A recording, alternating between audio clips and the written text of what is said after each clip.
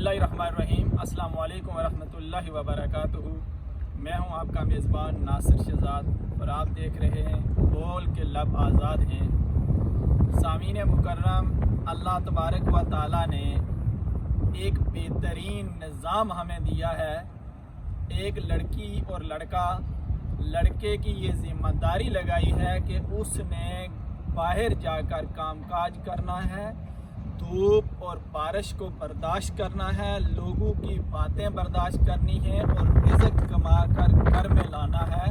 और घर में एक औरत की ज़िम्मेदारी लगाई है कि उसने उस घर की हिफाजत करनी है, उन बच्चों की हिफाजत करनी है, उन बच्चों की एक बेहतरीन तरबियत करनी है ताकि वो बच्चे फिर इस सोसाइटी के अंदर आकर एक अच्छा किरदार अदा कर सकें और एक अच्छा माशरा परवान चढ़ सके।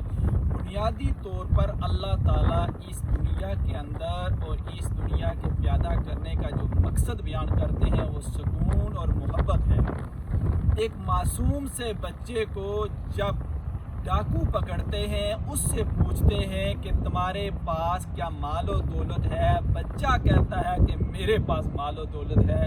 ज़रा सोचिए, मैं और आप शऊरी तौर पर भी हाँ नहीं कर सकते क्योंकि हमें पता है कि उस डाकू ने हमसे मालो दौलत छीन लेना है, लेकिन वो बच्चा लाशऊरी बुनियाद पर भी ये कह रहा है कि मेरे पास मालो दौलत है। उस बच्चे से तलाशी लेने के बाद मालो दौलत बरामद होता है। डाकू से पूछता है तुमने हाँ क्यों कहा जब तुम्हें पता था कि तुम्हारा मालो दौलत छीना जाएगा। तो सामीन मुकर्रम बड़ी खूबसूरत बात करता है वो बच्चा, कहता है मुझे मेरी माँ ने सच बोलने को कहा था। और उन बुज़ुर्ग, वो बच्चा बड़ा होकर बुज़ुर्ग बनता है जिन्हें हम शेख अब्दुल कादिर जिलानी कहते हैं। वाक़या आपने कई बार सुना होगा, हर महीने 11वीं भी हम खाते हैं, लेकिन इसके पीछे एक फ़लसफ़ा है, वो ये है कि हमें बेहतरीन माओं के ज़रिए ही एक बेहतरीन माशरा और एक बेहतरीन सोसाइटी सुकून वाली और मोहब्बत वाली मिल सकती है।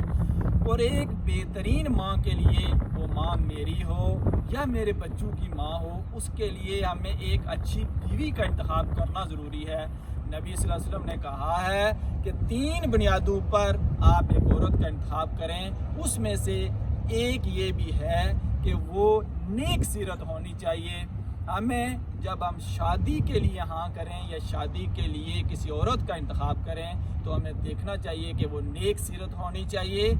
और एक नेक बीवी उसी सूरत में मिलती है जब हर फर्द अपनी बच्ची की तरबियत से ही बुनियादों पर करे। मेरी बेटी कल किसी की बीवी होगी, आपकी बच्ची कल किसी की बीवी होगी।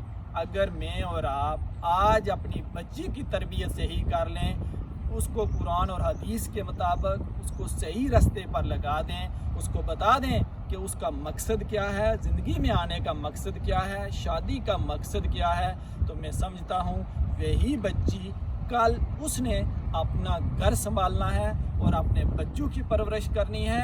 और बच्चों की परवरिश करने के बाद एक बेहतरीन माशरा कायम हो सकता है। हमें यही कोशिश करनी चाहिए। बहुत शुक्रिया।